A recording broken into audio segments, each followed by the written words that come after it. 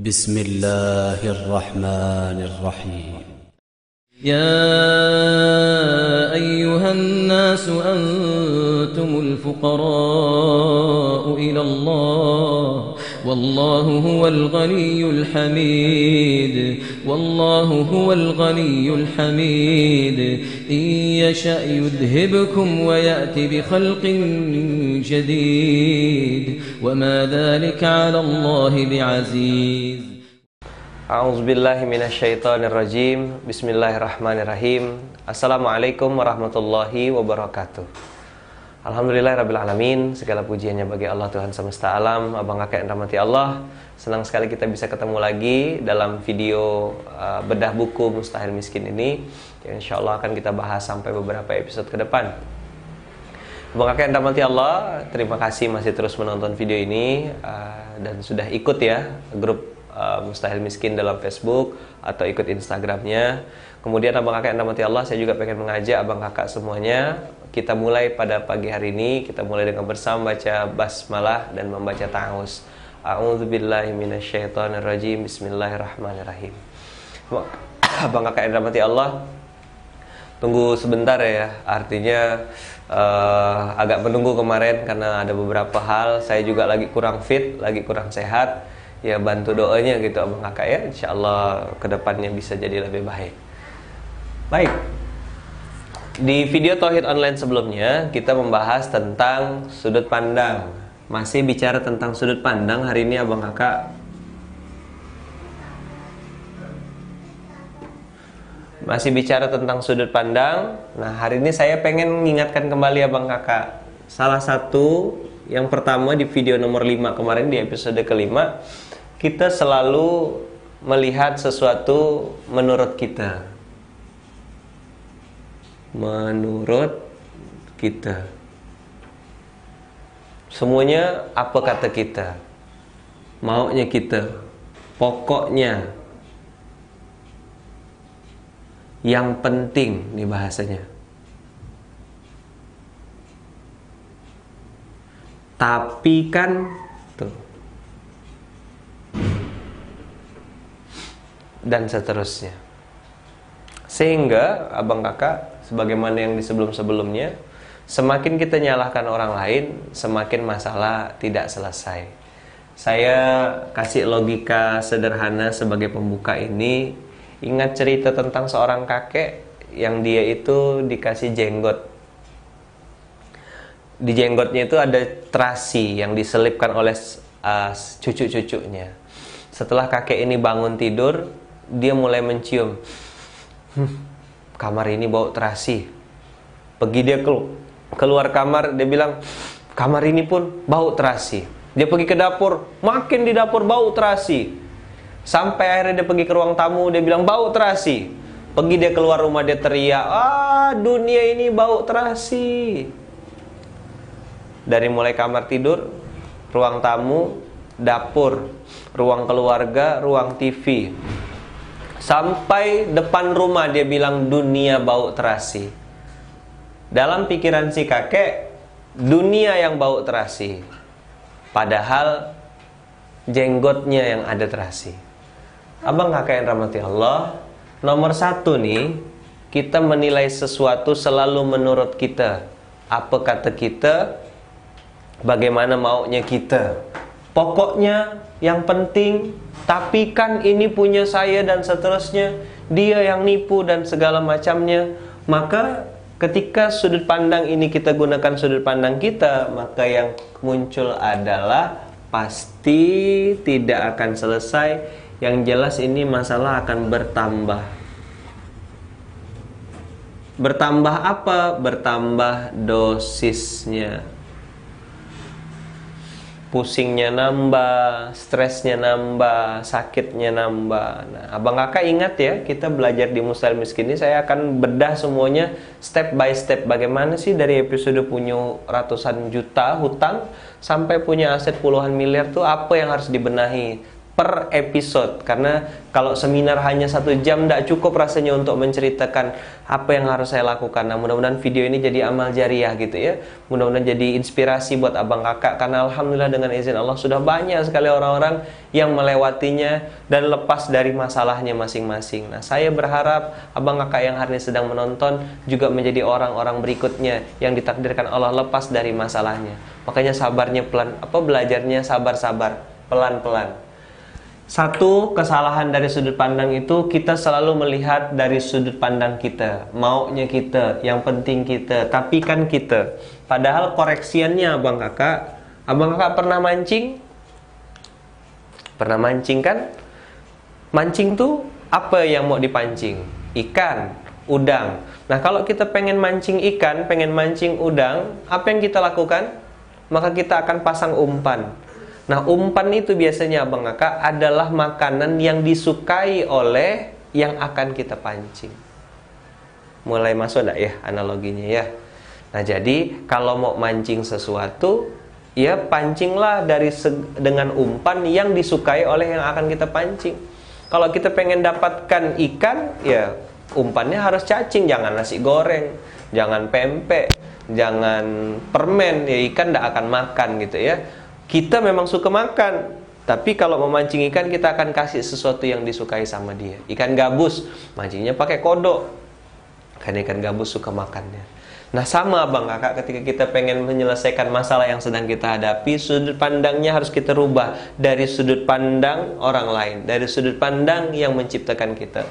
Termasuklah yang ini yang dimaksud sudut pandang Allah.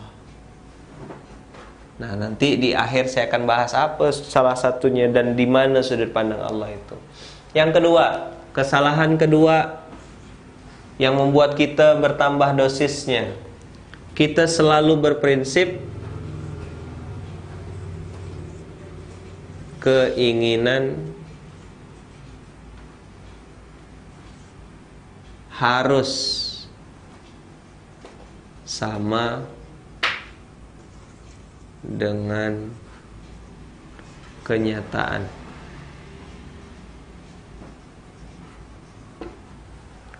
Kalau kita nikah langsung punya anak, kalau kita pilih jodoh langsung dapat yang bagus, baru hijrah langsung terbuka pintu rezeki, buka bisnis harus langsung maju, gitu ya. Apakah seperti itu?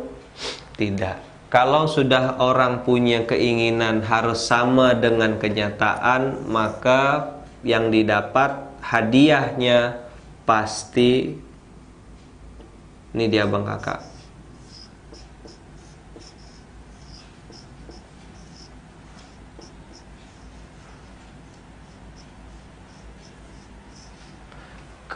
Kekecewaan. Hadiah untuk orang yang berprinsip keinginan saya harus sama dengan apa yang terjadi. Kenapa kok kecewa? Karena hidup bukan kita yang mengatur. Oke? Hidup bukan kita yang ngatur. Ini ada yang nyusun, ada sutradaranya. Bukankah siklus kita kayak gini abang kakak? Ini Allah, ini manusia.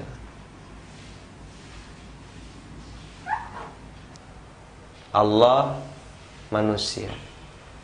Direct, langsung to the point. Tidak bisa ngelawan. Jangankan mau masalah hutang, penyakit keluarga, sariawan lo dikasih abang kakak, kita semua termasuk saya, tidak bisa melawan. Demam, saya berapa hari yang lalu sakit, sempat sakit abang kakak, demam, tidak bisa ngelawan. Masya Allah, luar biasa. Tumbang-tumbang, sholat, duduk, berdiri sebentar, ngambang. Maka ini hari ini masih dalam tahap pemulihan, bantu doa abang kakak ya, mudah-mudahan segera sehat dan bisa berbagi ilmu dengan abang kakak semuanya. Menurut kita, yang penting, tapi kan ini punya saya, maka nanti kalau abang kakak masih bersikukuh seperti itu, maka yang bertambah adalah dosisnya. Keinginan harus sama dengan kenyataan. Kenapa? Kalau keinginan harus sama dengan kenyataan, nanti kita pasti kecewa. Kenapa? Karena hidup ada yang mengatur.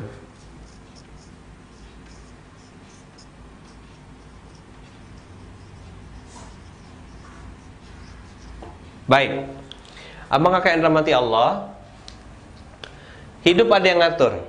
Sekarang di sebelah sini saya akan masukkan bab baru. Apa yang harus kita perbaiki? Masih dalam bab sudut pandang. Nah, yang pertama kali harus kita perbaiki adalah, nih ya, kita lihat ya, ada 3 hal yang mempengaruhi tingkah laku seseorang. Orang itu berbuat action. Nah, karena dia tidak ngerti riba, dia pinjam uang sama rentenir, pinjam uang sama bank misalnya. Karena dia tidak ngerti bisnis, modal semangat-semangat aja, yang penting Allahu Akbar, sukses. Lalu jalan-jalan bisnis, tidak pakai mikir-mikir, tidak pakai perhitungan, ujung-ujungnya bangkrut, ninggalkan hutang. Sertifikat rumah mama udah bagus-bagus, diam-diam disekolahkan. Yang sekolah bukan orangnya, malah sertifikat yang sekolah. Ujung-ujungnya babak belur, jadi masalah dengan adik-beradik, dan seterusnya. Nah, orang itu berbuat, abang kakak, dipengaruhi karena satu hal. Action itu terjadi karena ada keyakinan.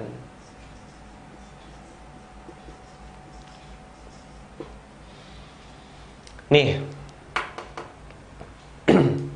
action itu terjadi karena ada keyakinan. Nah, abang kakak yang dirahmati Allah, orang itu kalau sudah yakin, dia baru mau action. Kalau belum yakin, dia tidak akan action.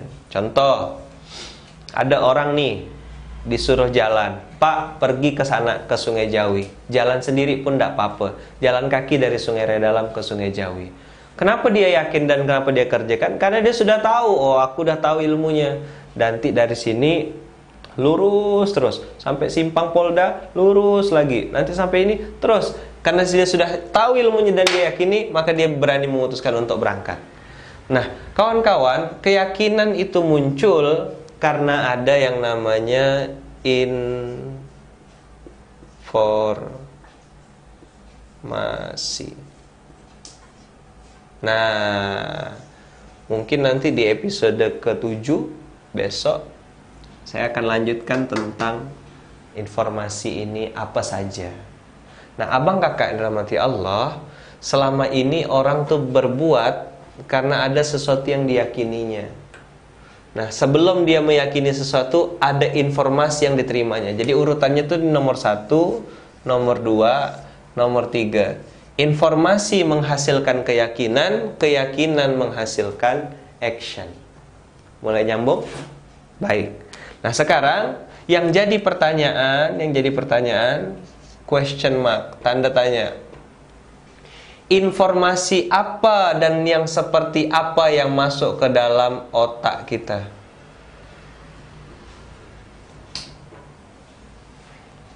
Abang kakak yang dirahmati Allah, informasi yang seperti apa nih yang masuk ke dalam otak kita? Informasi yang bagaimana?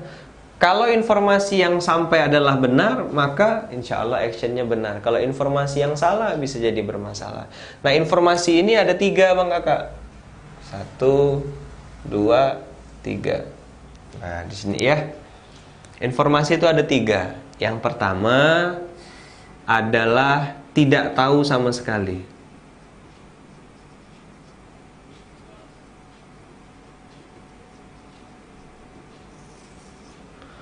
Orang yang tidak tahu sama sekali, atau bisa juga tak mau tahu.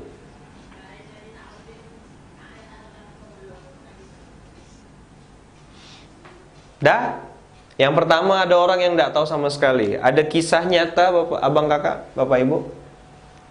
Di satu perusahaan, di sebuah kantor, di mana itu kantor itu baru berdiri, lalu mengundang cleaning service dari berbagai macam daerah. Sampai akhirnya perjalanan bagus semuanya, tapi ada satu masalah di kantor itu, tagihan airnya membengkak. Akhirnya bosnya cross check, kenapa kok tagihan air membengkak? Ternyata ketemu jawabannya, keran-keran di kamar mandi tidak pernah ada yang ditutup. Akhirnya dipanggil semua cleaning service-nya, dimarah-marah. Kalian kenapa kok nggak tutup keran? Kenapa kalian ndak ini? Kerja kalian memang bersih, WC-nya sudah disapu, tapi kenapa kok tidak dibersihkan? Akhirnya apa sih kata si cleaning service? Loh Pak, kami nggak salah lah katanya. Kenapa marah-marah sama kami? Salah kamu katanya. Kenapa itu keran nggak ditutup? Apa kata si karyawan cleaning service yang dari kampung ini? Dia bilang, Pak, di kampung kami kalau orang nutup talang air bisa digebukin warga sekampung karena air nggak beli. Kami kira di kota sama, katanya. Oh, dia rupanya nggak tahu kalau air itu bayar kalau di kota gitu ya. Maka tugas pemimpin menyampaikanlah informasi. Bisa jadi orang belum mau action dan belum punya keyakinan karena tidak tahu informasinya atau tidak tahu ilmunya. Maka lewat wasilah video ini abang kakak bisa tahu bahwasanya oh, ada orang tuh tidak berbuat atau belum mau karena memang nggak ngerti sama sekali. Dan dia tidak tahu. Tugas kita kasih tahu. Memang ada dua tipe. Tidak sampai informasi ke dia. Yang kedua memang tipe-tipe tidak mau tahu sama sekali. Ini parah sekali ya. Mudah-mudahan bukan abang kakak lah ya. Jauh lah di mana ke gitu. Di Parit Gendang Gendes ke di mana gitu ya. Yang kedua, informasi yang sampai adalah informasi yang salah. Salah info. Contoh. Karena salah info, akhirnya dia punya keyakinan yang salah juga, actionnya pasti salah. Hutang itu mulia. Hutang itu bisa bikin Anda terlihat kaya. Betul ke? Buktinya banyak teman-teman kita yang bawa belur dengan hutangnya. Padahal Rasulullah mengatakan hutang itu bikin gelisah di malam hari, bikin hina di siang hari. Jadi abang kakak, salah info, salah keyakinan. Salah keyakinan, salah action. Pasti. Maka perbaiki nih. Itu yang kedua ya. Yang ketiga. Yang salah berikutnya bukan informasinya salah, tapi infonya tidak lengkap.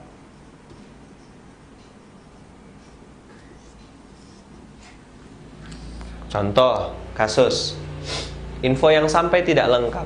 Pernah di satu kampung di pedalaman suatu daerah, saya tidak sebutkan nama daerahnya, warga-warganya itu sholatnya hanya dua, sholat subuh dengan sholat maghrib. Begitu dikasih tahu sholat itu 5 waktu, mereka pertamanya tidak mau terima. Sholat itu cuma 2, kami belajar dari guru kami cuma 2, Ditelusuri asbabun nuzulnya, ditelusuri akar permasalahannya, ternyata benar bahwasanya memang di kampung itu dulunya berapa puluh tahun yang lalu, guru-guru yang mengajarkan itu baru mengajarkan kepada mereka 2 waktu sholat, yaitu subuh dan juga maghrib.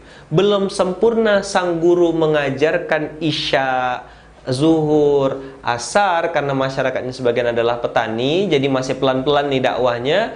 Gurunya keburu meninggal. Nah, keyakinan 2 waktu sholat yang mereka pahami dari sang guru itu berkelanjutan anak-anak turun-temurun karena informasi yang sampai kepada mereka infonya tidak lengkap. Nah, abang kakak, bagaimana jadinya kalau info tak lengkap? Maka keyakinan tak lengkap, actionnya pasti setengah-setengah. Nah, jadi abang kakak, nanti di bab ke-6, insya Allah di episode ke-7 berarti ya, di episode ke-7 saya akan bicara tentang lebih detail masih di masalah mindset, informasi, sudut pandang dan lain-lain. Tapi di episode ini saya pengen mengajak abang kakak ingat-ingat lagi tadi, menurut kita pokoknya yang penting, tapi kan bertambah dosis dan lain-lain, inilah sudut pandang yang salah ya. Jangan dipakai karena ini bikin sakit. Yang kedua, aku pokoknya keinginan harus sama dengan kenyataan. Ini juga bikin kecewa bang kakak. Ingat tadi analogi memancing. Nah, apa? Analogi mancing.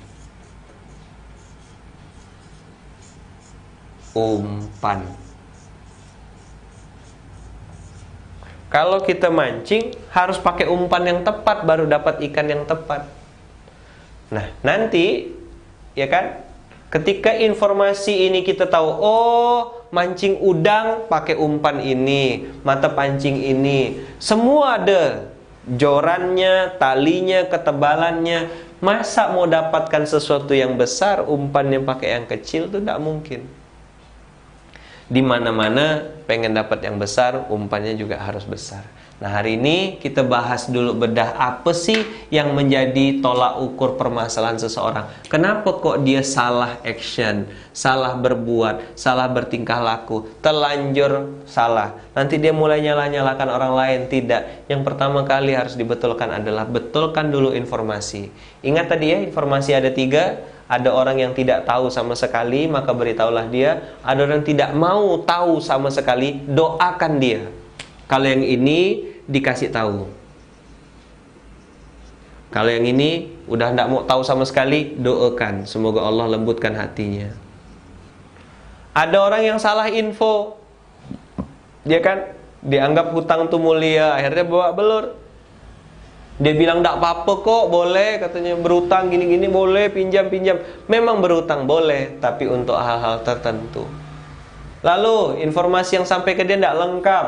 Nah, tadi cerita sholat cuma subuh sama maghrib, padahal gurunya belum selesai ngajarkan 5 waktu sudah keburu meninggal. Itu dipercaya secara turun-temurun, akhirnya jadi salah. Salah informasi, salah keyakinan, salah action.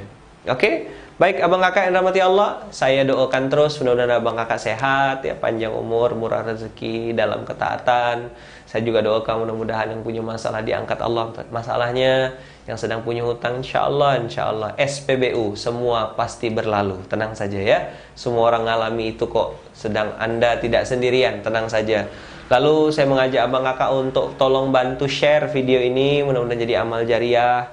Apa yang abang kakak ketik, apa yang abang kakak bagikan, karena insya Allah mudah-mudahan dibutuhkan oleh kawan-kawan kita di tempat-tempat lain yang kita tidak pernah tahu. Lalu ikut juga di grup Facebook kita, yaitu grup Mustahil Miskin. Nanti insya Allah saya akan banyak posting di sana. Bantu doa abang kakak lagi bagi-bagi badan, lagi bagi-bagi pikiran gitu ya, untuk bisa maksimal dan bisa memaksimalkan hidup ini. Lalu saya tetap akan terus bahas gitu ya, step by stepnya, dari mulai hutang ratusan juta sampai punya aset puluhan miliar tadi, dengan izin Allah insya Allah. Terima kasih banyak. Hadanallah wa